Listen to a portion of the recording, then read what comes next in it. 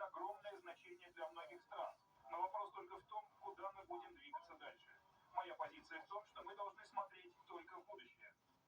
О том, что бывшим колониям в Африке не видать репараций как своих ушей, довольно прозрачно намекнули и в Португалии.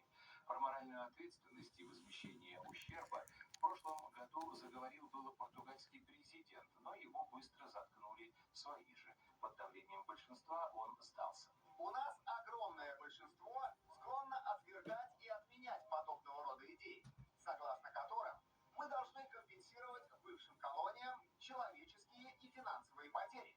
Я никогда не думал о том, что я должен выплачивать из своего кармана какую-либо компенсацию. И мне непонятно, кому, куда и сколько. Единственной страной в Европе, которая признала колониальные ошибки, стала Германия. Несколько лет назад она согласилась выплатить Намибии более миллиарда евро за массовое